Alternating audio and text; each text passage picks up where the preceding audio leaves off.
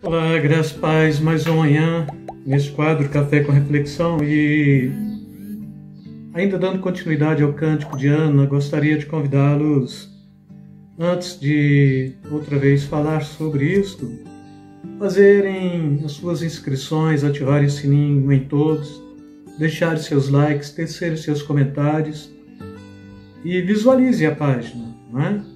Como eu falei, o próprio YouTube ele cobra visualizações da página, para que ninguém perca a sua inscrição. Mais uma vez eu quero estar lendo o Cântico de Ana, para depois a gente trazer a segunda fase da parte que eu comecei na ministração passada. Então Ana orou e disse: meu coração exulta no Senhor a minha força é exaltada, minha boca se exalta sobre os meus inimigos, pois me alegro na tua libertação. Não há ninguém santo como o Senhor. Não há outro além de ti. Não há rocha alguma como o nosso Deus.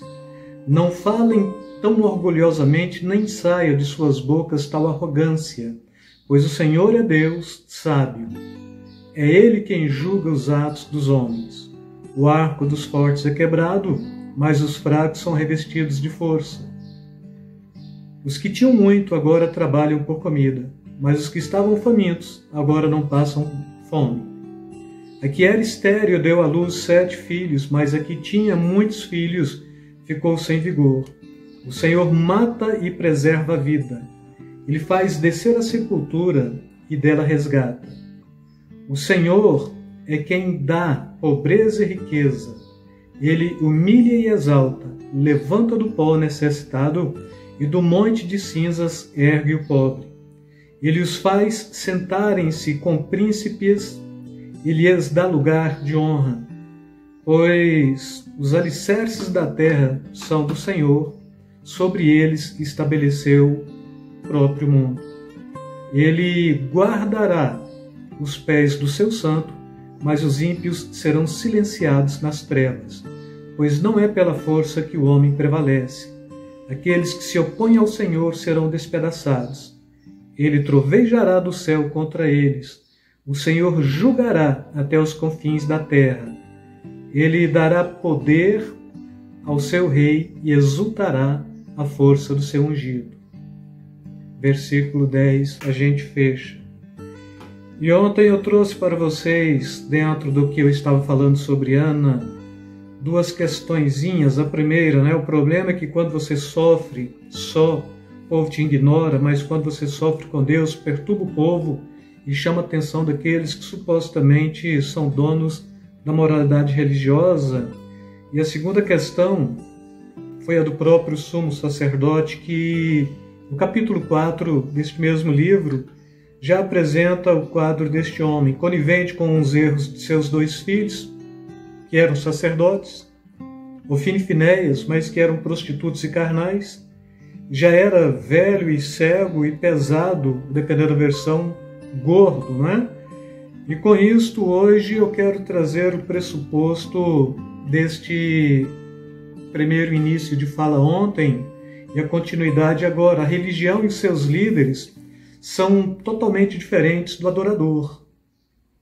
A religião ostenta, o adorador aflige a alma para depois refrigerá-la no Senhor.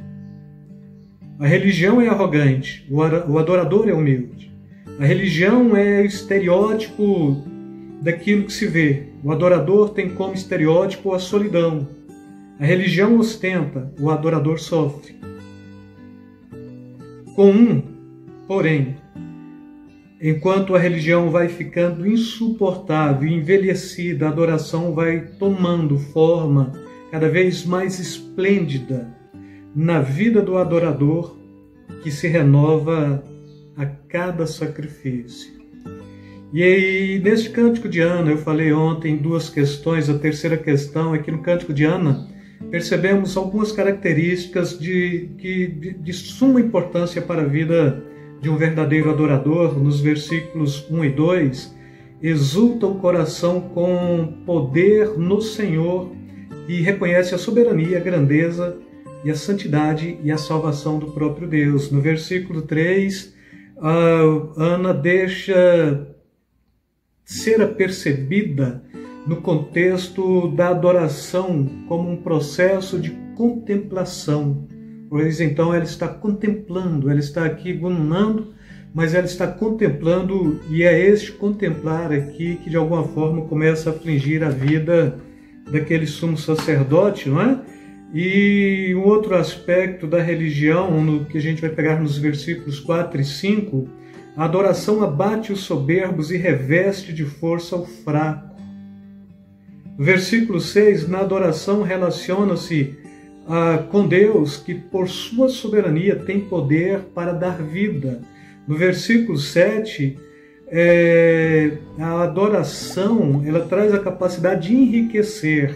Na adoração, o seu povo é exaltado, protegido, fortalecido, contempla tanto a glória do Pai quanto a do seu ungido.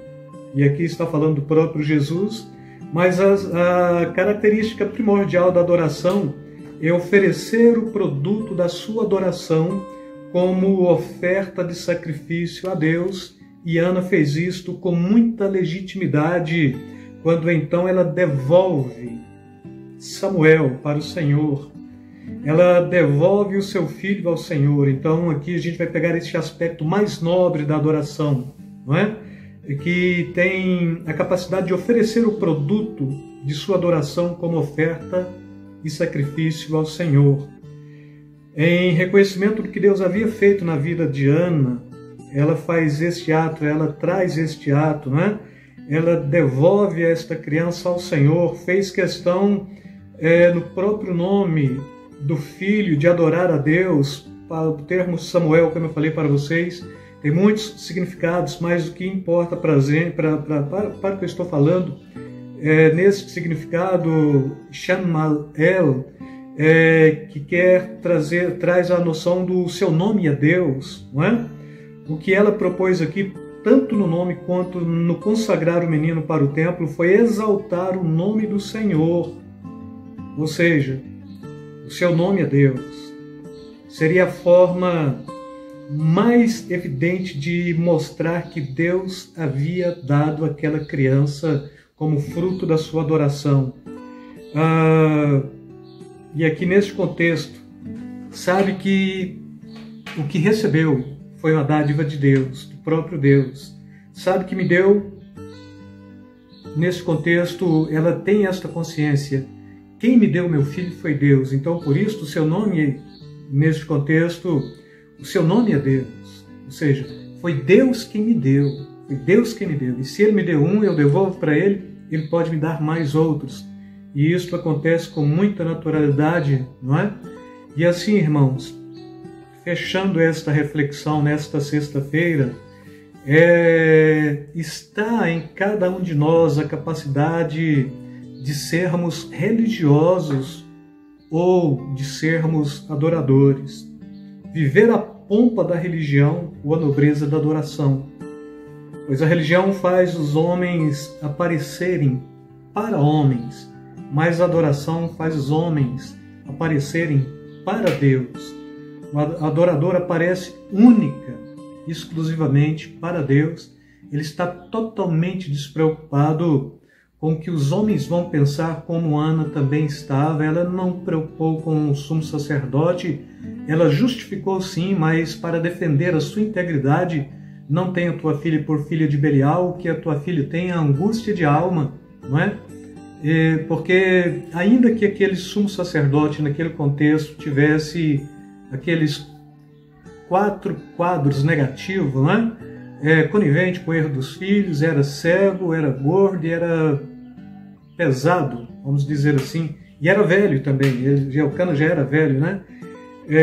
Ela justifica porque, apesar de não representar tão bem o reino de Deus, naquele contexto, sobretudo, ele era um representante de Deus, e como representante de Deus, a bênção de Ana deveria advir daquele homem, que não era um ato profético, mas um ato de abençoar mesmo. E neste contexto aconteceu assim. E hoje, agora é você e Deus. É o próprio Deus que te abençoa diretamente em Cristo Jesus, porque Hebreus está falando que não temos um sumo sacerdote que não possa se compadecer das nossas fraquezas, pois em tudo aquilo que nós fomos provados, ele foi também. E cada cristão hoje, do ponto de vista bíblico, do ponto de vista da reforma protestante, ele já traz em si o aspecto sacerdotal. E assim, apresente a Deus tudo aquilo que aflige sua alma, mas seja um verdadeiro, um autêntico adorador. Esqueça o estereótipo da religião e pegue sim esta essência daqueles que se prostram, daqueles que adoram, daqueles que celebram e daqueles que levam a sua aflição ante Deus. Com isto eu quero trazer para vocês neste fim de semana mais uma vez esta palavra de reflexão, propondo: sejam adoradores. Se as coisas estiverem bem, adore. Se as coisas começarem a desandar, adore. Nunca saiam da presença de Deus, porque o adorador ele não precisa de circunstâncias. Ele precisa compreender que ele foi constituído para o louvor da glória de Deus. E com isso quero deixar mais uma vez aí beijo na alma, beijo no coração de cada um de vocês. Fique na paz, amados.